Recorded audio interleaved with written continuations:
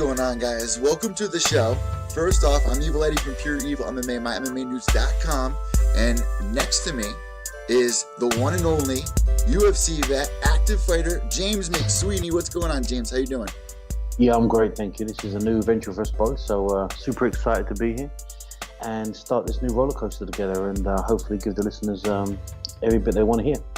So just to get everybody up to date with what me and James are doing, first off, I want to give a little background of, who we are and what we're doing here on this show. Obviously, it's going to be surrounded by MMA.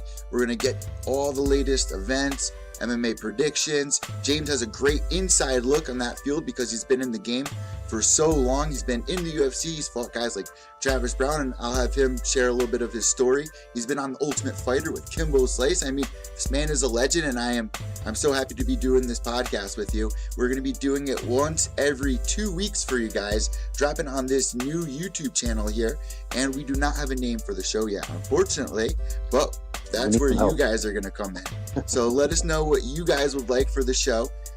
Some name ideas, but you know what, James? Let us get everybody up to date with who we are. Let's start with you, man, because you are the star here.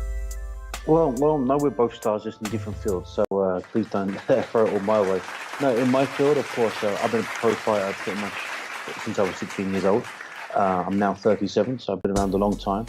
Martial arts for me has always been a passion that turned into a career. It was a hobby for me that when I started this game, it really wasn't a career back then. There wasn't social media, there wasn't internet. It was about, I started in Thai boxing. That was where my passion came from, kickboxing and Thai boxing.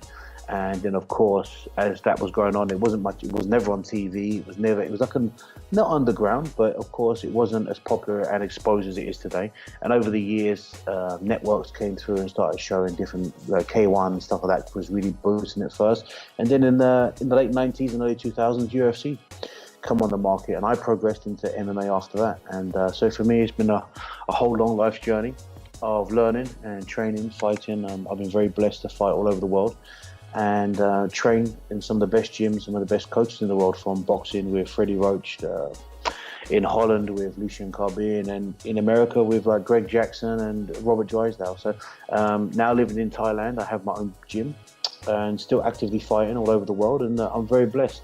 So hopefully we can also give a different insight for different ideas of the game. I have my insight because I've seen a lot of things. I've been there and witnessed a lot of things. I've heard a lot of stuff behind the scenes from friends of mine and colleagues and training partners, and stuff that's gone on that the world doesn't know. So I can bring an insight to maybe the reasons why things are done the way they're done, which the average fan doesn't realize. So, there's always speculations out there, and there's always these hidden agendas or these conspiracy theories of why do you do that, or I can't believe they would do this, but there's always a reason. And being in the industry for so long, I'm fortunate enough to sometimes have the reason or have a good idea what the reason may be with past experiences. So we're hoping that we can bring something to the table that maybe some other people can't. And over to you, my friend. What do you bring to the table that the listeners, apart from years upon years of knowledge? And you know what, to the average person out there, I mean, you were around when The Ultimate Fighter was blown. You were on one of the most popular seasons with Kimbo Slice. So we're going to get into a little bit of that, share some stories throughout this podcast journey, because James has that insight, and he's over across the pond, and I'm over here on the East Coast from New York. I kind of have more of an inside look at, some of the topics and seeing what the media people are saying, what's going on Twitter. I also, go to events. I was just at CES this weekend, and this all goes back to me when I was 7 years old. I actually did my first interview with Stone Cold Steve Austin, if you guys remember the WWE. Wow, yeah, I'm a huge fan of Stone Cold Steve Austin. I like him a lot. He's a cool guy. Yes. He's a broken skull Vance, right? Yep, exactly. Yeah. So I actually interviewed him when he was going into that fight with Vince McMahon. So that was huge for me, man. When I was a little kid, this is why I got into the sport, into this journey. It's because, I am so interested in combat sports. I remember sitting down, my dad rent pay-per-views. I remember the Tyson fight where he got his ear bit off. I mean, combat sports been in my life forever. I took karate. I was a little kid, had some weird experiences there throughout high school. I was on the high school football team. And now I am a journalist for MyMMAnews.com. I've interviewed, some of the best in the game. And, James came along the way. We got introduced on me and Ted's show. And now we're going to be starting this MMA journey. And, It must be good for you because you've already transitioned at the right time where now, I mean, at one stage to be a journalist in any field was very difficult to get your hands or your voice to be heard. Whereas nowadays you can pretty much touch anyone you want, right? Yeah. You can reach out on social media platforms. You can either touch them, their media, or their managers, and you can almost get an interview with anyone you want. That must be an amazing transition for you. Yeah, you know what? I kind of saw that magic this weekend, James, where I was at CES and, we got press row there. And usually back in the day, there was usually a weird vibe between the fighters and the press. Now you're seeing the fighters approach media trying to get interviews and like realizing that this is, turning into more of an entertainment business. I mean, things are starting to click now in But 2018. they're starting to realize. I mean, as when you go to the UFC or the high level shows like Bellator, UFC, or some of these bigger events, what happens is you get sent to what's called a summit. Like the UFC have a UFC summit every year, and if I send everyone to the Red Rock in Las Vegas, all the fighters stay there, and it's a whole weekend where you learn about yourself as a business. And not just the fight aspect or the taxes, not just the money and the sponsors, but you learn about social media, you learn how marketing, you learn how to present yourself as a business. So along that road, they have people in their field, specialists in their field, come up like accountants to talk about tax and finance. They have some of the best in social media to come up and discuss how to present yourself on social media. And along that way, they have media and journalists come up and they also present themselves and tell you how to use your outlets the best way possible. So what you're seeing and what you're starting to interact with has gone from fighters or athletes kind of voying away from the press because of negativity. They're realizing now that if they approach and become touchable, relationships build and they get to be heard on a bigger level. And also, by doing that, they also get to use their platform to build their social media networks off the back of using you. So let's say they come to you in your podcast or your magazine or your radio station has X amount of followers, let's say 10 million. You're very successful. By coming to you and presenting their story and being heard, 10 million people hear that, right? So for them as an athlete, they possibly, let's say, 1%, 5%, 10% come on board and follow them on social media or like their opinion. That's a huge following of fans. So that all transitions over to the big platform of selling tickets, social media likes, sponsorships. So it's being used wisely, and that's what you're starting to interact with now. And you know what? You came into the game where, you had that platform on Spike TV at the time with the Ultimate Fighter. You had Kimbo Slice making his appearance on that season, and the game has grown so much since that time. What do you think is like the biggest thing that's really changed over the years? I mean, now the UFC signing with ESPN, some of the smaller organizations are starting to blossom, like Bellator, ONE FC, ACB across the pond. We're going to get into that in just a little bit. What's been the biggest change, really, you think? I think the biggest change is that now that, I mean, thanks to the UFC, I mean, everyone can take credit or always try to compete against the UFC. But at the end of the day, the UFC, since Stephen Bonner and Forrest Griffin, the Ultimate Fighter 1, pretty much brought the everyday people into MMA. That made everyday people fans of MMA, not just the fight fans. That transitioned, that pretty much saved the UFC from going under. They were in under huge financial loss at that time, and that's why Stephen Bonner and Forrest Griffin will always have a job in the UFC on one platform or another, because the UFC will always be thankful for them for what they did. They put on an amazing fight. But since then, that transition has just gone leap after leap after leap. So it's just brought the everyday people globally from houses to sit there and watch TV, the people that have no interest in other sports or combat sports before, whereas now sponsorship companies like when GSP got Gatorade and stuff like that, that was the first real huge big signing back then that brought like a company like Gatorade or Under Armour into mixed martial arts, and that just leapfrogged pretty much MMA in such a huge level. And the UFC did it with so many different companies. And that's where they became amazing. Of course, not everybody can get a part of the big pie. So what they're going to do next, they'll go to Bellator, they'll go to ONE FC, they'll go to ACB, they'll go to all of these companies, Ryzen, they'll go to all of these companies that they can't get or financially afford the piece of the big pie, but they'd rather have a slice somewhere. So therefore, it starts to fall down and it trickles down into a big mountain below. And now you can see where the UFC went to the Reebok deal. That was earth-shattering for so many fighters because of finance. So they went to Bellator. And all of these companies that were no longer sponsoring the UFC, he started sponsoring Bellator fighters because they were still getting that mainstream TV. And that's why then so many fighters transitioned from the UFC to Bellator. And you know what, going into like one of the topics that we're going to be talking about today, Brad Pickett, I would like to get your insight on this because, MMA retirement nowadays, it seems like, you hear a guy retire and then less than 5 years later, which is the point where in any other sport, you'd be inducted into the Hall of Fame. It's not automatically within a couple of months like we saw with Uriah Faber, but, Brad Pickett coming out of retirement to go fight for ACB, why do you think that is? Well, to be honest, it's probably to do with money. As you can probably see, if you retire from the NFL, if you've been in the NFL for more than 3 or 4 years, the retirement package is absolutely phenomenal. You're going to earn X amount of money for the rest of your life, which is more than enough and be comfortable to live on. If you're a boxer and you've earned X amount of millions, if you're smart with your money and invest wisely, you can make enough money to live comfortably the rest of your life. Unfortunately, in MMA, there's probably only a handful of fighters in the last 10, 15 years that when they retired could probably retire comfortably without having to do something else. Brad Pickett I've known for the last 15 years from England. We actually trained at the same gym in England, Titan. And not super friends or nothing, but we knew each other. And, Brad was a very super tough, talented kid, came through, did pretty good in the UFC, had some tough fights, didn't quite, I don't think he wanted to get where he wanted to get, but he was still extremely successful. He reached his potential, if not. But at the end of the day, one thing about Brad is that he's a fighter. And I think he still has a fighter's brain. I think some fighters, when we retire or take time off to recover, I don't know Brad's details of his contract. I don't know if he still had fights left on his contract or an expiry time. And by announcing your retirement, just kind of lets that all quiet down and the dates expire.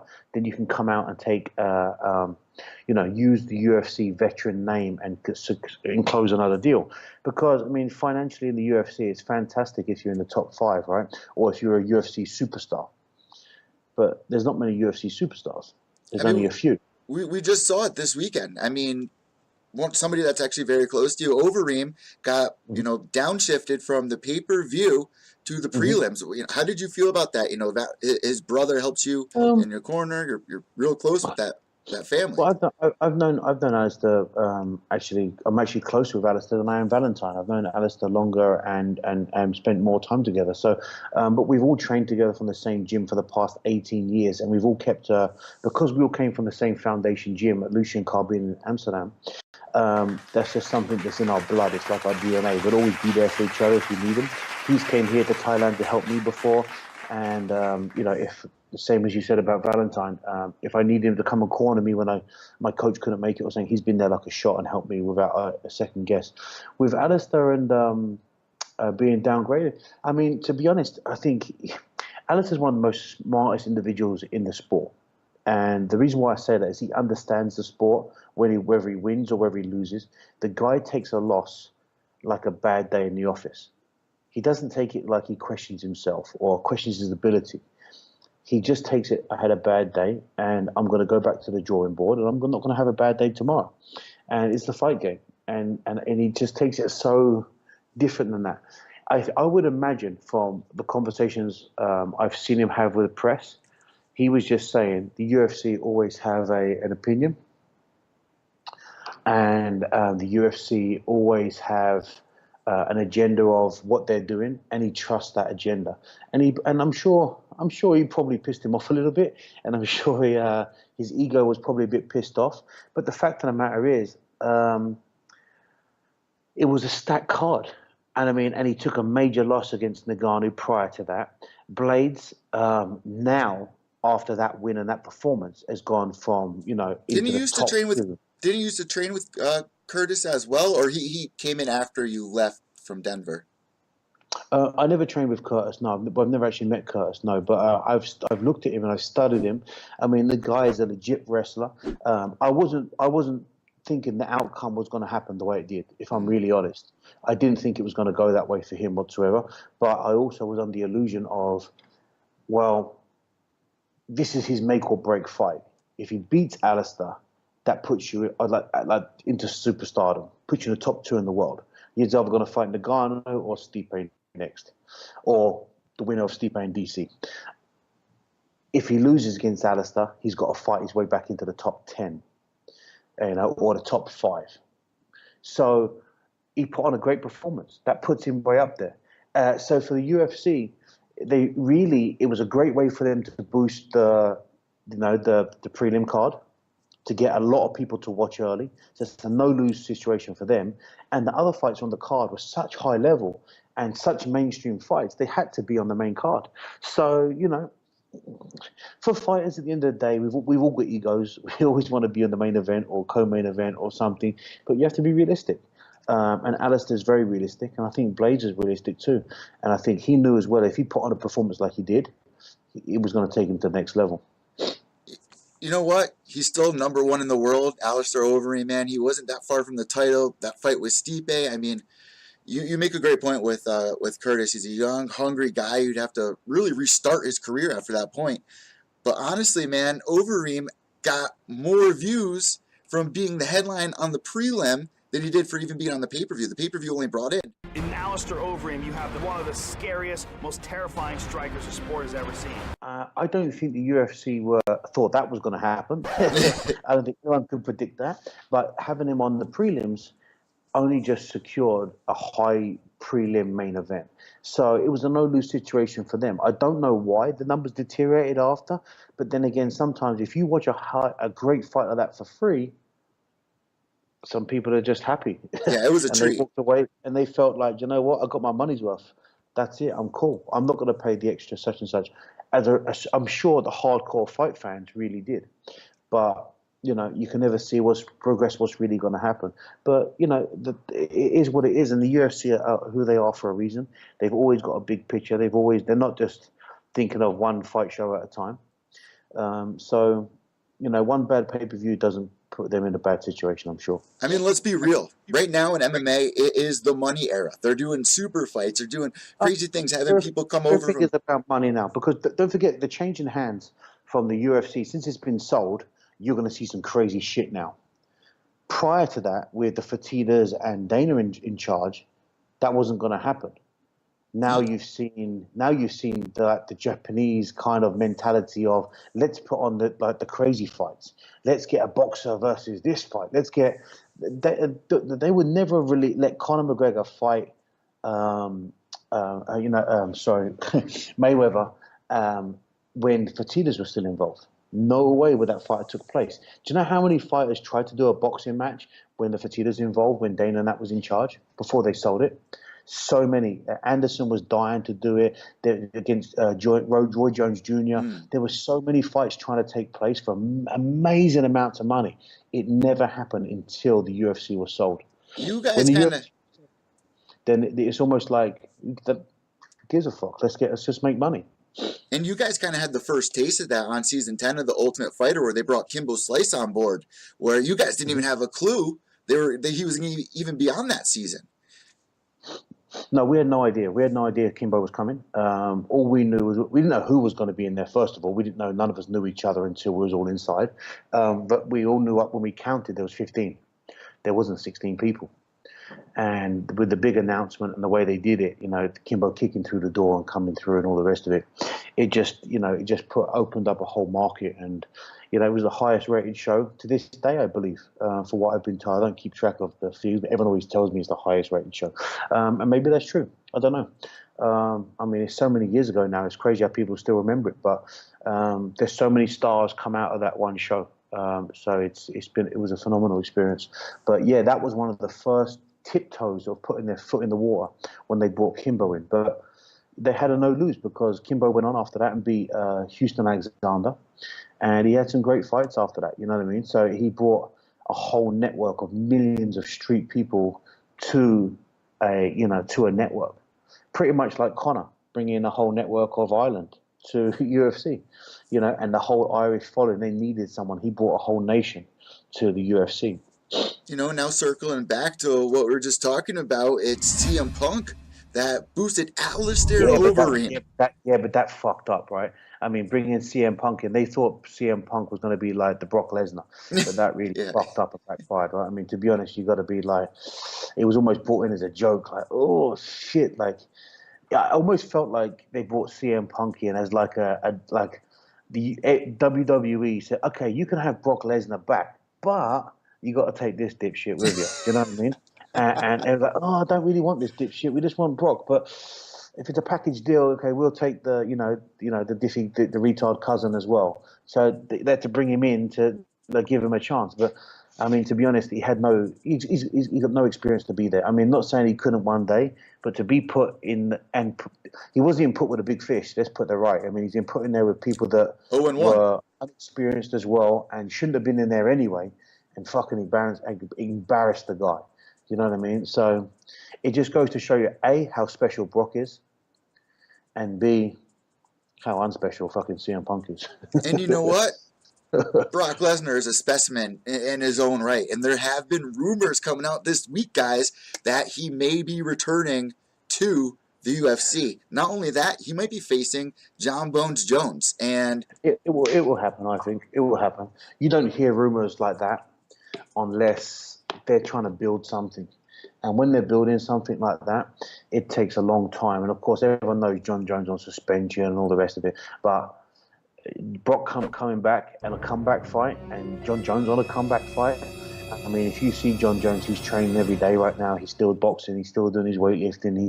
He's being active. He knows something's coming, and there's a big payday coming for him because he's had to spend a lot of fucking money, right, to get out of prison. So, I mean, he needs a payday, and that's a payday. That's probably will be one of the biggest paydays in the UFC history. After everything that guy's been through, he's still such a huge draw in our sport. The UFC really needs him right now. To have him fight Brock, what would you think happens? Because already John Jones has opened up as the early favorite.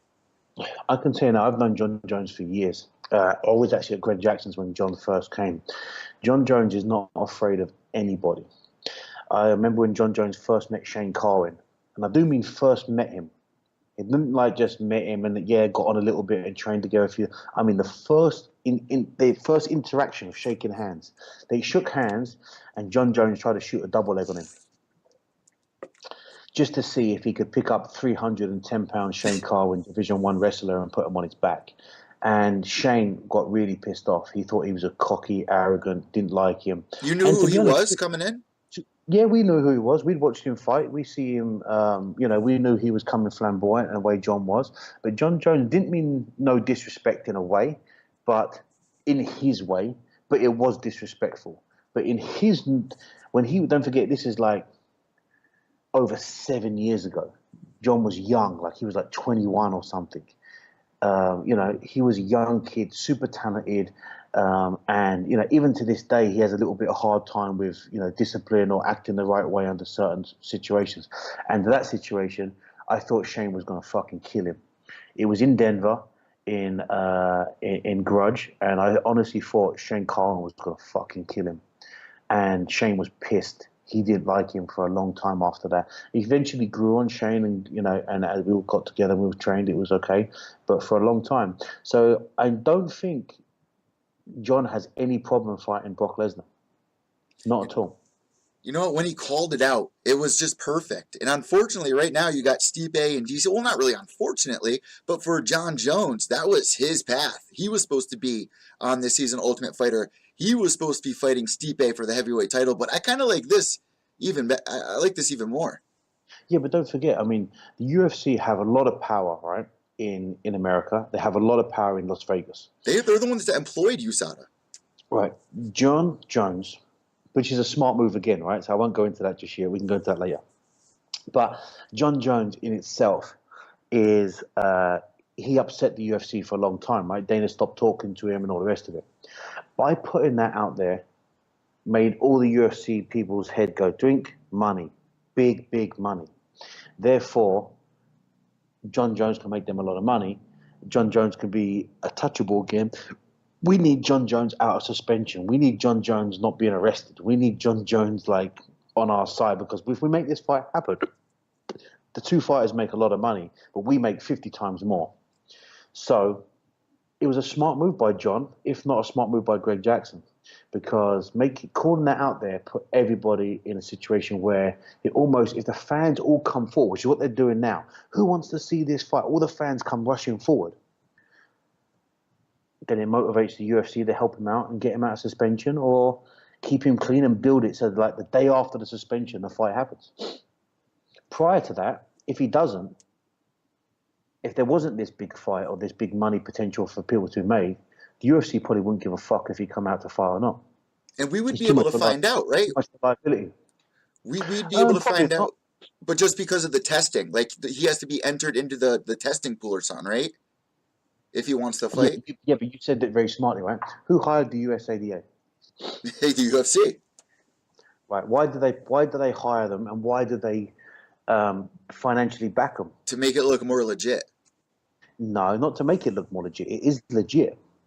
But if we pay you to do a better job, we get invoices, we get receipts. We also get to know when you're going to test and who you're going to fucking test, right? Exactly. Because we pay you. We work together. So you do a great job, but of course you give us a heads up of when, where, who, and what, and so forth and so forth. Not saying that everybody's on steroids or whatever, but I mean, for someone like John Jones who has a discipline problem with drugs or anything, I mean, for high-level guys like him that make so much money, like when Brock got busted after the whole Mark Hunt situation, they probably didn't know that was going to happen, and when it did, it was a surprise. It's probably somebody fucked up somewhere. That cost the UFC a lot of drama with Mark Hunt. That cost them a lot of drama with Brock Lesnar. Everyone got fined. It got in a bad light. So somebody fucked up there. But I would imagine they probably lost their job and had to move on. But in the lines of that, it's only because they fund them. They've got to work together. By working together, you get to find out who's who. When's the test? What test? You get a big part in that because you're funding it. You know, who do you think? You think these guys are going to go into this fight and actually come out like both? Like there's so much at stake here. If one of these guys it's a risky fight, but if they can get through with it, it's going to be the highlight of the year. It's been a slow year.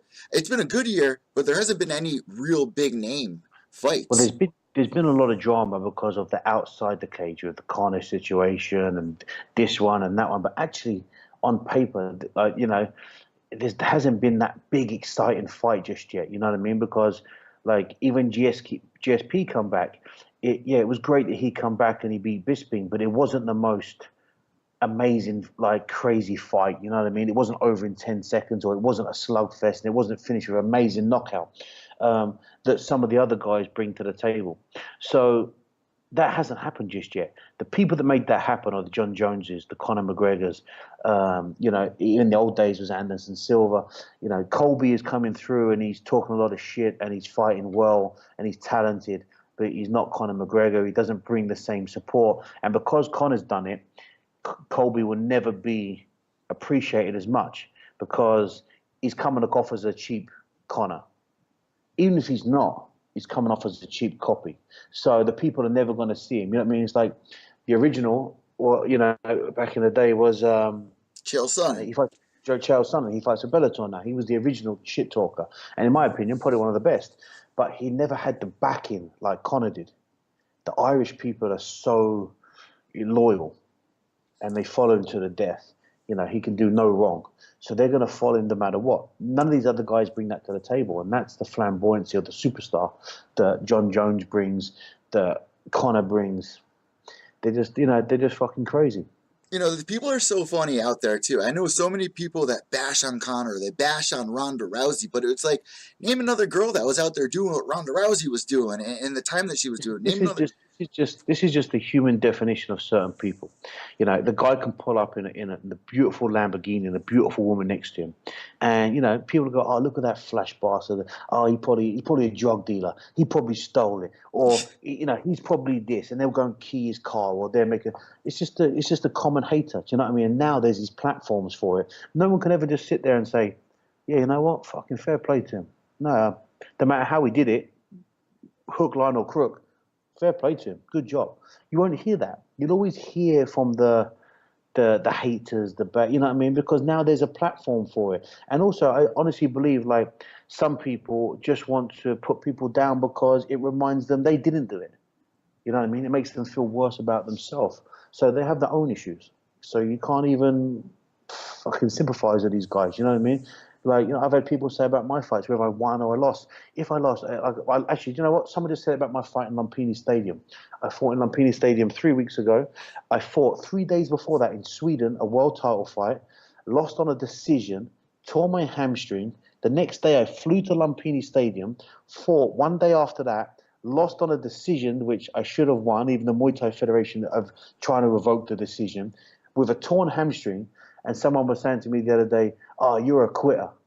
I was like, "A fucking quitter." I just fought 2 world title fights in 3 days, other side of the world, against the very best in that realm, with a torn hamstring and lost on a split decision. How the fuck am I a quitter? Yeah, and what did that person do last weekend? You know what I mean? That person was at home watching Scooby Doo. But the fact is, it doesn't matter. But that's just the mentality of people, and some people nowadays. Not all. You can't justify everyone, but that's just some. And you know, so you just can't even acknowledge this stupid mentality. You know what I mean? Everyone has an opinion. It's like, you know, it's an old saying. It's like an arsehole. Everyone's got one, whether they're right or whether they're wrong. The only thing you cannot do, you can't have an opinion about facts. Facts are facts. You can't say, you know, the world is square when you know it's flat, or when it's round, because the facts prove it. That you can't have an opinion against facts. Ronda Rousey was the first dominant woman to come through and set the standard across the board. That's a fact. Your opinion doesn't change that. You know what I mean? Your opinion of John Jones, whether you think he's a piece of shit, this, that, talented guy in the world, whatever, the fact of the matter is, he is the most decorative fighter in MMA. Listen, and it also and dominated everybody. You can't. That's a fact. You can't have an opinion that beats that. So it doesn't matter. The way that, you know, the Mayweather McGregor thing, as many people that were dissing on that, you had everyone talking about it. You had bankers, ice cream men. My little sister was making predictions on it and talking about it online. Like my grandmother, Fantastic. my mom rented the pay-per-view. Like this is, and you know what? It brings more eyes onto us. It brings more people interested in the sport. There was no negative to come out of that situation. At the end of the day, people have an opinion like, "Oh yeah, he was carried by Mayweather, whatever." So fucking what? That's Mayweather's problem if he carried him, you know, through further rounds. At the end of the day, that guy went out there, not a trained boxer, not had a professional boxing bout before, stepped in the ring with pound for pound one of the best boxers of the world, traded the first 2 or 3 rounds, looked pretty good, and come out there with $100 million. Well, he didn't piss on Santa's leg on Christmas Day. Why are you so upset about it? He did good for his family, he did good for himself, and he did good for the sport. Why do people take it so personally? You didn't have to buy it. You didn't have to fucking watch it. So I don't understand that some people take it so personally, to be honest. But I don't know, maybe because I'm an athlete and I do it, or maybe you have the same opinion. It doesn't make a difference. Maybe it's just, I don't know, intelligent and non-intelligent method of thought. It confuses me. I don't know. But these people get so passionate and so insulted about it. It boggles me. It really does. Like, geez, I don't get it. But you know what? Fair play to the guy. He's got a newborn baby. He's with the same girl since he was a kid. He's loyal. He trains hard. He stepped out of his realm. He earned $100 fucking million. And you know what? I got a picture right behind me. I mean, this is sports. I got a picture right behind me of Roger Maris and Mickey Mantle in 1961. That was a very difficult year for Roger Maris, if you guys don't know. The fans were against him. They didn't want him to break Babe Ruth's record in the home run, which was at the time, I believe, 60 or 61. And Roger Maris, he got chairs thrown at him, names called. People were threatening to kill his children. He ends up breaking the home run record. Mickey Mantle, him chasing. You know what? This is sports. This is what makes it exciting. You know, you're going to have these characters out there that are telling you can't do it. These guys that raise the bar are the ones that make the sport evolve and progress. All these guys, and they say, you can't do this, you can't do that. You know, it's good. I'm glad there's them people, but they just take it too far. They just take it too far. They just get so pissed off. If the roles were reversed, if pro athletes were commenting about their day job and saying, you're never going to get that promotion, you're going to go under, you're not going to provide food on the table for your family, you're going to lose your house, your car, your kids' schooling, you're going to lose it all. Could you imagine like how much shit that athlete would get or that film star would get if roles changed? Yeah. Oh my God, it would be fucking hilarious. But, you know, at the end of the day, when you go out there and put yourself out there on a platform, you're going to get critique. You're going to get this and that. You know, I put a saying out there a while ago that to be a professional athlete on any field, it takes more than just doing the sport you have to do. You have to be a public speaker. You have to be able to present yourself to the public. You have to be in front of the camera. You've got to be a presenter. You've got to be able to do all these different. You've got to be a model and stand in front of and get your photograph fucking taken every 5 minutes. You know, you've got to be a public speaker and sign autographs for everybody and all these things. You've got to be more than just an actual performance athlete. And there's more to this game. And that is unfortunately one of the pros and the negatives of this industry, or any industry where people are famous, from being a film star to being, you know, an NFL football player. You're going to get people talk shit about it. What was going on with you last weekend? You're filming the movie. How'd that go? Yeah, it was amazing. I got an opportunity. I'm the first Western person to star in a movie in Malaysia. So that was a huge compliment for me. So I got to star in a movie called Sankar. And it has the #1 actor in Asia right now, and the #1 action film director in Asia also made the movie. And I was the co-main character. So they brought me in, and it's what's really cool about it is that I didn't really realize it at first until the actor kind of said, the guy who's the main character, his name is Adam in the movie. His name is Zul in real life. He was saying to me, oh, you're a lucky bastard, because when I act, people have to look me up to find who I am. In the movie, you just play James McSweeney. You're actually yourself. No one's got to look you up. Whereas originally in the script, I was going to be Alexander Shemenko. And they changed the name. When they met me, they changed it to me, from James McSweeney. They didn't want me to be a Russian fighter anymore. They wanted me to be an English, you know, James McSweeney. So It's really cool. I get to play myself in a movie. And it was probably one of the largest parts I had. I had a good speaking role. I had a good acting fight scenes.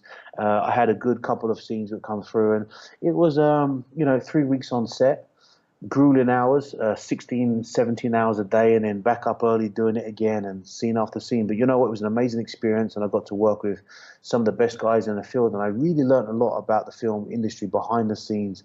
I got really up close with the directors and the writers, and it's led to a couple of other movies now that I can actually do, and there's going to be a second part to this movie. And I'm going to be in that as well. But off another movie in Canada, and it's just started to something that it's just happened for me. So I've embraced it. I've taken in booked some acting lessons as well, and I'm taking it serious. And who knows what may come of it? You know, I'm not thinking that I'm going to be the next Robert De Niro by no means. But if I'm going to do something, I like to give it the attention it deserves and the respect it deserves, and try to at least do my part. That if I'm going to be in a movie and I'm being paid, that I'm not always going to play myself. So I better learn how to fucking act, right? So the movie premieres this time next year in June in KL. Go straight into cinema, and there was a big budget. They put I think it was over $10 or $15 million into this movie. So. Hopefully it comes out good. So far, so good. From the scenes I saw, it looked pretty cool. It was really a cool experience. And you know what? It looked like a really cool time that you were there. You were swimming in pools. You had your daughter, your wife there the entire time. So, Honestly, man, you're living the life right now. And if you look at where the guys from season 10 of The Ultimate Fighter have gone to now, like there's you. And unfortunately, Kimbo is no longer with us. We just came on the 2-year anniversary of that. But Brendan Schaub, he's doing big things in the scene, being on Showtime. Also, Roy Nelson, Matt Mitrione, look where he's at right now. It's just, it's remarkable to see 10 years Fuck that later. guy. No, yeah, it's crazy. I mean, Brendan Sharp deserves all the success in the world. Me and him have always been friends, and never got a bad word to say about the guy. Super talented, always been funny. Always had like coming from an NFL background into boxing and boxing to MMA. He just was always destined for great things. He's got charisma. He's a good-looking lad. Did you know him when he came in? You had no idea who he was when Oh yeah, no, I knew Brendan. We trained together in with Denver. Rashad, right? Yeah. Yeah, we were friends in Denver, so we already knew each other. And we said before we got into the show, if we go on and we have to fight each other, we'll only fight in the final. And that was where it was going to be. That season was But, hilarious. But out of that season, yeah, it's crazy how many people come through. Roy is a talented fighter. He went as far as he could. It's a shame. I don't think. Oh, he's earned his money. It's not. Nothing's a shame. He's a fighter, and he's done his thing, and that he's done it his way. And I'm sure he looks back with no regrets because I know Roy. He's stubborn as fuck. Kimbo, bless his heart and his family. No one expect that loss, but wow, what a guy! He brought so much to the scene. And you know what? I really wanted to hate him before I met him. And then once I met him, I couldn't hate him. Well, he's just a down-to-earth, nice guy. The persona that you see on TV was not the real Kimbo. He's a family man, a father. Don't drink, don't smoke, don't do any drugs. Trained hard, wanted to learn. He was a great cook on the barbecue, told great stories. Just a very unique character. And you know what? I've lost a lot of people over the years, and I'm always come thick-skinned to it. When he died, I sat down and yeah, we weren't best friends, but we went through something together, and we shared something that I think all the guys from the Ultimate Fighter did. We've all got a mutual respect in an underway. We may not like each other, but we all went through something, and it's a huge loss. I'm not just saying to the MMA community, a huge loss to his family, his sons, and everyone that knows him the most. Matt Mitrione, for a guy that was, a raw talent, he's gone on and done okay for himself. He's gone on and fought. He's done good. He's evolved. I still think I'll kick the fuck out of him in an MMA fight yet again. But great fair play to him. He's gone on and he's evolved a little bit, not enough, but he's had the right fights at the right time, and he's done the right job. James, let's pause right there. Let's pause right there and rewind really quick because nobody here knew. I was there at the Roy Nelson versus Matt Mitrione fight. What was your thoughts on that? Because obviously, in case people don't know, Matt Mitrione ended up coming out the winner of that fight. Roy Nelson, unfortunately, didn't win. This was the rematch. How did you see that fight going? After all these years, they get the rematch. What did you think of it? Prior to watching the fight, I thought that it would be an easy one-way street for Roy Nelson. I thought Roy would just take him down, and Matt's ground game is nowhere near Roy's, and he would finish him. Just like when Brendan took him down and I think he danced him or alligator rolled him. Yeah, we know Matt is zero on the floor. I'm surprised Roy went the route he did. But I also am not really, because Roy is very stubborn and Roy had so much success with that overhand right. I don't think that Matt won the fight, if I'm honest. I think it was very close, and I just gave it a little bit to Roy. But the judges didn't, and that's all that matters. And I even asked Matt after the show. I meant no disrespect to him. And I asked him, I said, do you think you put on a great performance?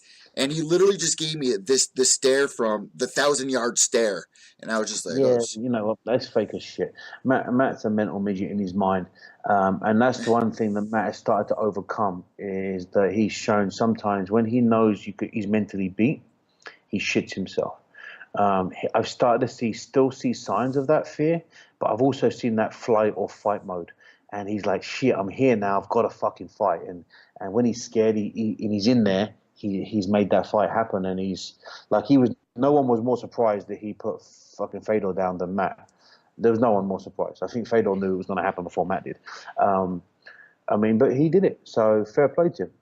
You know, And at the end of the day, he knew his performance against him wasn't enough. Otherwise, if a journalist says to you, and you know you did a dominant performance, do you think you did enough to win that fight? You say, yes, I did. Clearly, because all the judges said it, I thought it, my corner team thought it, and I fucking won. So that's how that's I all that felt. matters. That's why I asked the You question. know, And but Ariel asked him the but day he after, and didn't. he was fine with He it. didn't.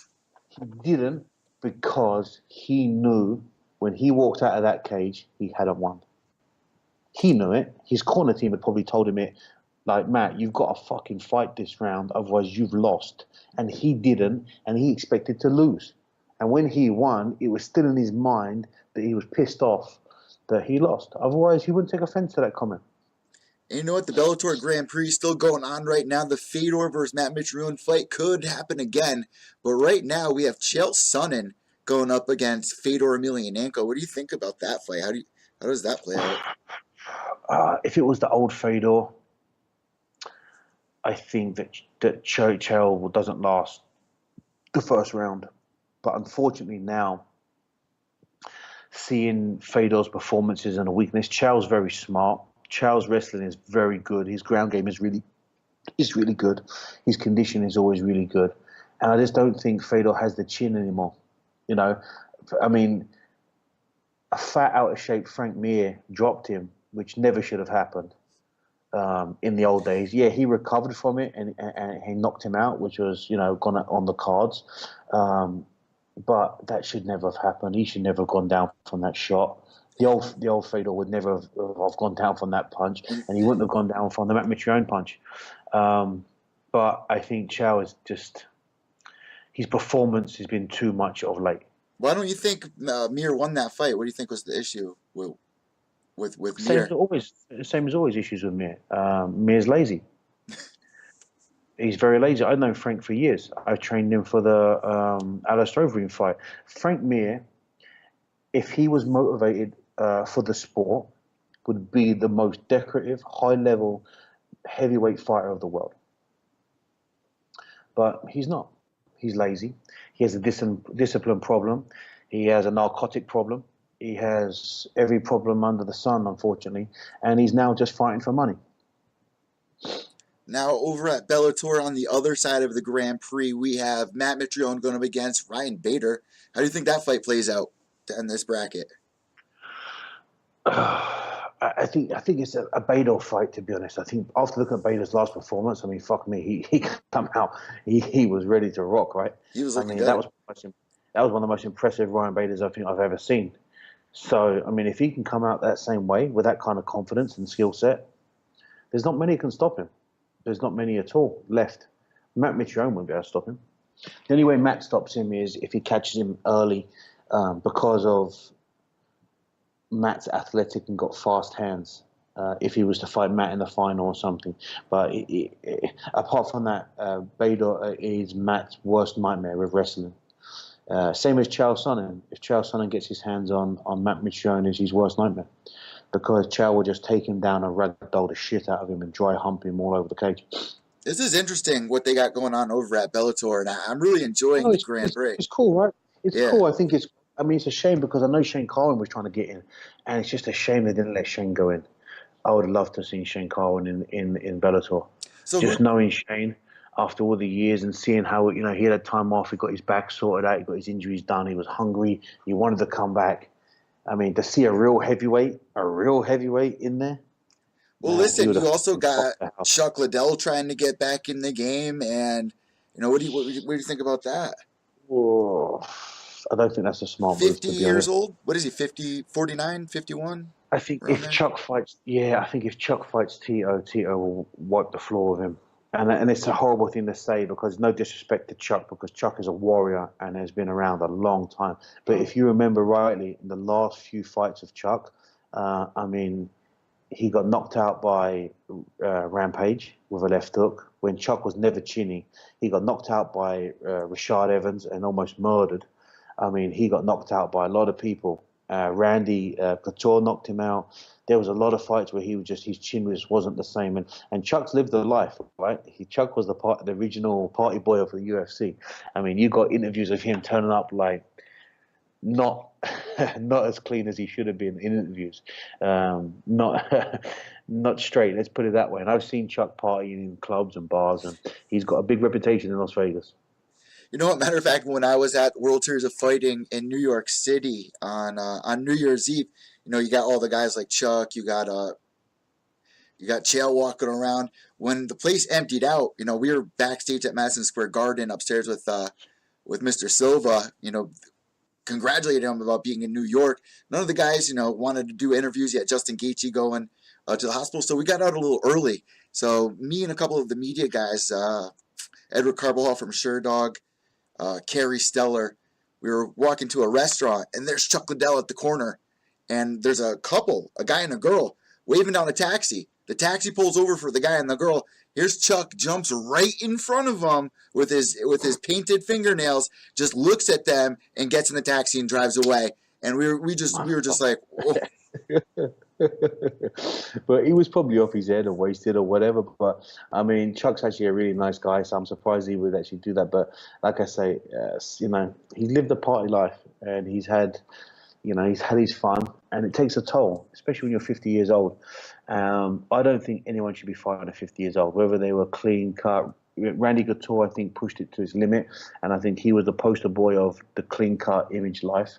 The guy was doing triathlons on his days off and never drink, never smoke, never did any drugs, and got into the sport late. And, you know, a super smart individual in the MMA field, didn't take hardly any damage when he fought, and just, you know, humped and beat the shit out of guys against the cage and won. Chuck, on the other hand, was having wars. He was having stand-up wars, punch for punch, knee for knee, from UFC to Pride. And it takes its toll, I can tell you. And especially with a party lifestyle, if he comes out of retirement, I won't watch it. And you know what? Let's talk about some of the younger talent right now that's coming up, like Tai Tuivasa, where, you know, you've kind of had your experience with Tai. Do you think he has what it takes to be in the top 5 coming off, you know, this win against Andrei Arlovski? I mean, he's being some real tough talent out there, and a lot of people have been surprised with him. I mean, when I fought Tai, it wasn't that long ago, it was just over 18 months ago or something in Australia. I felt I won the first round. And an eye injury stopped the fight, and actually stopped me fighting for over a year. But he has evolved a lot since then. That was the fight that got him into the UFC, even though, if you watch it, I won the round. But he won the fight, and that's the bottom line. As a person, I won't speak about Tai as a person, because that's not what this is about. As an athlete, I think he has done extremely well, and the fact of he's come through at the right time. He's come through off the back of Mark Hunt as New Zealand, because Mark is coming to the end. They need somebody else to represent. He's doing it. I mean, yeah, he had a good performance against Arlovski. But at the time, to be honest with you, I mean, Andrei Arlovski's coming to the end of his career too. So it was a tough, grueling 3-fight war. They both got a lot of damage in Taiwan. For me, it doesn't change my opinion yet of putting him into the top 10. Even if he's in there or not, I don't know. I think coming across some guys in the heavyweight division right now, if he comes across Stipe, DC, Ngannou, Blades, Alistair, I mean, there's even Travis at this point. Travis Brown, there's a fucking mountain of heavyweights. That division's stacked full of killers. And so when he goes through a few of those bigger names, Derek Lewis, be more Derek Lewis. I mean, that guy is just a stone cold killer, right? Jeez. I mean, so then I'll start having an opinion of whether I think he's changed. Right now, Ty's fought the right kind of people. Arlovski is a stand-up guy. I took Ty down the floor, almost submitted him. His ground game is not good. He hasn't got the strongest body, but he's aggressive. He can take a bit of a beating. So the way he fought against Arlovski, or Arlovski fought against him, was picture perfect. They just stood up and had a boxing match. Go and chuck him in there with Blades and let Blades take him down, or DC, or, you know, I mean, Like you said, Travis Brown. There's a mountain of guys in there that are high level wrestlers. I mean, look when Cain Velasquez comes back, Mm. chuck him in there with Cain. Fuck, that's a bad night. Yeah, Do you know yeah. what I mean? So be careful what you wish for. Let's let him grow. Let's let him grow. Let's let him fight the right type of people at the right time. Don't chuck him to the wolves just yet. He's not ready. I got a question, James. Did he do the shoey after the fight when you guys fought, or no? No. No, He was still breathing out of his ass. He couldn't even talk on the microphone after the first round. And to be honest, that's one of the things he's overcome. This is one of the things he has grown. Very Because athletic. when I watched him, I saw him fight Peter Graham, and Peter Graham put pressure on him for one round. Ty got absolutely gassed out. Peter come out, hardly touched him with a 1-2, and he just collapsed. When I fought him, I had a similar game plan. I put a lot of pressure on him, and the second round, if it would have gone, my opinion, it wouldn't have lasted a minute after the second round because he was so highly gassed. Now his gas tank is a lot better, or his energy output is a lot better. Very good. He's started to control his output. He's started to recover. He's not, he's taken a lot of advice. He's learned a lot from his mistakes, and I think he's growing. This is what happens, unfortunately, in the UFC. People have a little bit of success. They wait that 1 or 2 fight, or even 3 fight win, and then all of a sudden people want to chuck them to the top 3 in the world. True. 100% true. And then We've seen it happen. Then all of a sudden they get eaten up. Like even Travis Brown. He got thrown in there and he did a little bit of success. He had a great win over Alistair Overeem. But prior to that, Alistair was kicking the shit out of him. Alistair just pretty much didn't control his energy output on the ground and pound. And really, any other referee in the world probably would have stopped it. But he showed true heart. He stood up, and he teeped Alistair 2 or 3 times in the face and dropped him. So fair play to him. But was he ready to go when he met Cain Velasquez and Cain spinning back kick and knocked his head off? Was he when Verdum ran across the cage and beat the crap out of him? Verdum is another person who's being overlooked right now. Go and put Ty versus Verdum. That would be that fight goes 5 minutes. That's a tough fight for Ty. But not saying he hasn't got the potential to get there. I'm just saying not yet. Let's let him grow. Don't chuck him to the wolves. Let him grow. He's still a young guy. He's still learning the game. He isn't complete yet. His wrestling is not Division 1 wrestler. He's not a black belt in jiu-jitsu yet. He's not even a stand-up kickboxer yet. He's a boxer with a few low kicks. He's shown a knee. He's shown a little bit of takedown defense. He's shown that he's a tough guy. Fair enough. That's all amazing credentials, and that really is. I think he's got potential. It just depends how he's managed. It just depends if he ego calls out people that he shouldn't be calling out. We saw this with Todd Duffy, right? Yeah. Duffy was a superstar, calling out Frank Mir when he shouldn't have called out Frank Mir. Now he's the highlight for Frank Mir. I think he just woke up last week. Do you know what I mean? Like fucking hell, that knockout was so he just wasn't ready for someone like Frank Mir, and that's when Frank Mir really wasn't even at his best. And what? Be careful what you fucking wish for in this industry. If you want to go and jump into the wolves, they bite. You know what, James? That's a perfect segue for our last topic here. With Ultimate Fighter coming to a close, man, season 27, we got one more season 28. They're transferring over to ESPN. So now the big thing is Dana White's Tuesday Night Contender Series. And most recently, Greg Hardy, he was on this week's Tuesday Night Contender Series. And Dana White's going to try to work something out with him. What do you think is a good path for him? He's so young. He's like 2-0, or maybe even 1-0. What do you do with him? If they're really, not saying the UFC's not smart.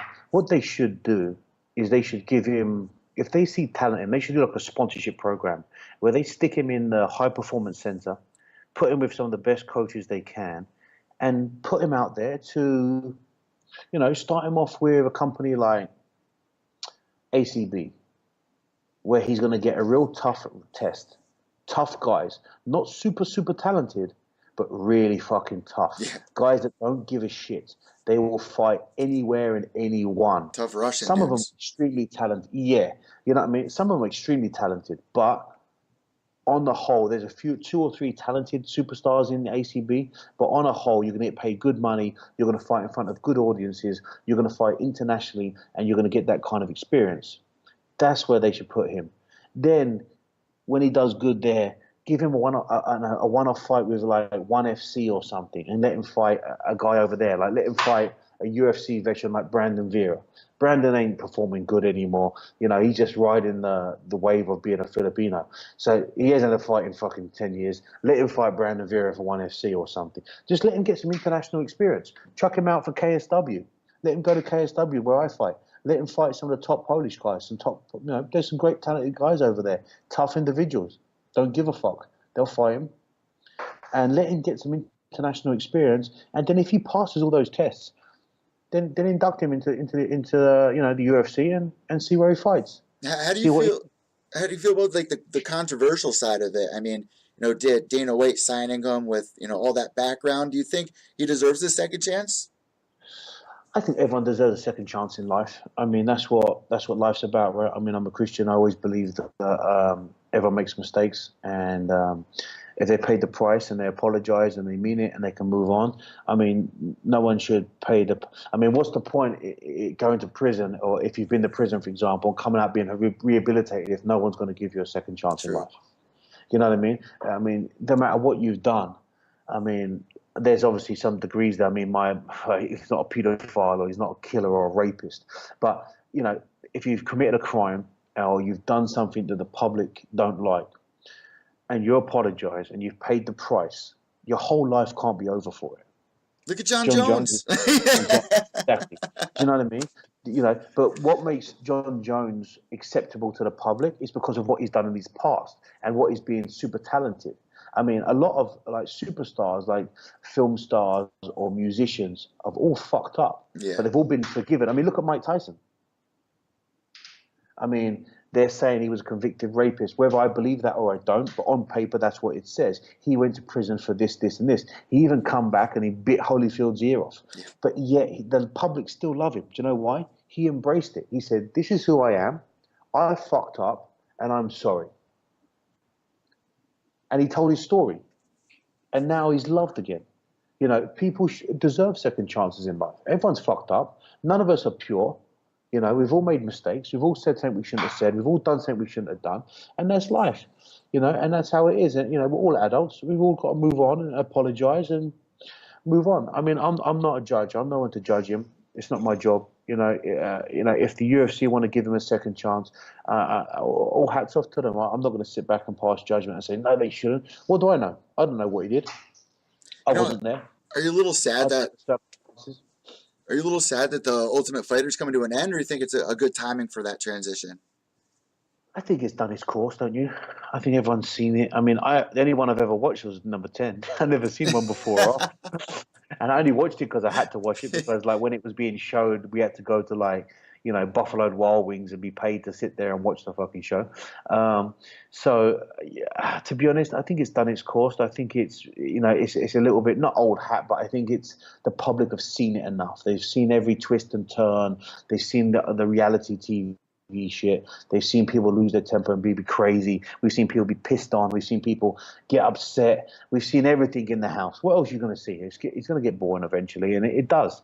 And I think the Contender Series is another one that's going to eventually run its course, and they'll come up with something else. The only issue I see with the Contender Series is like what you're just talking about. You got all these guys coming up with like 3, 4 fights that, are they going to get a contract for the UFC? I mean, they need to figure out what they're actually going to do. Like, like you were saying, put them on a Fight Pass show like Titan FC or something like that. Let me tell you something. They've probably already figured it out. They just haven't released it. They're already coming from like Titan FC and stuff. So that's what I'm saying. So they've already figured out what they're going to do. But they just haven't told anybody yet, or they haven't shown anybody yet. UFC doesn't do anything without a full-blown package of what they're going to do after. I mean, you couldn't imagine going to a business plan, going to the bank and say, I've got this series called Contender. I'm going to put it on TV, and here's the business plan for the first 6 weeks. What are we going to do when you win it? I don't know. Just give us a couple of $1 million. Well, they've got a plan. They know what they're going to do. They just haven't told them yet. The UFC doesn't do anything about a plan, that's for sure. Last but not least, end of the year, we're transferring over to ESPN. What changes do you think ESPN can bring to the table for us? I think they bring a lot more people, don't you? I think they bring a lot of people. I think they bring, it makes an actual, not that it's not a sport, but ESPN, I mean, that's in level with NFL, that's in level with the baseball, that's in level with massive, huge amount of marketing companies that is actually more financially backing than anywhere else. I don't know what they're going to do with that money yet, whether it goes to the fighters, but it'll definitely go to the UFC first. But to be honest, this is something that people get confused about, is that whatever's going to happen, it's going to happen whether we like it or we don't, right? So just sit back, enjoy the ride, and and see where it goes. It can't get many worse because the UFC are only going to get better. They always have. So that's just how it lies. One thing that worries me and a couple other people is that ESPN's very political. Like if something like John Bones or even a Hardy comes to the table, they'll throw it out there and they have no problem saying what's on their mind about it. UFC's not going to have much of a control like they usually have. Yeah, but maybe that's a good thing. Yeah, maybe I think it is. The game a little bit. Maybe it'll clean up a few athletes to realize, hey, you're on mainstream fucking TV now. Start acting like a fucking professional. You know what I mean? Like you're getting paid millions of dollars. How about you wear a suit when you go and do your show? How about you don't do drugs? How about you clean up your fucking act and act like an actual professional? Stop swearing on TV. Stop trying to cause fights or rampaging buses or any other fucking stupidity that's going on lately. How about you clean up your act and act like a fucking professional and a role model and show and set an example, which really what martial arts is all about, right? Ending the show with fire here.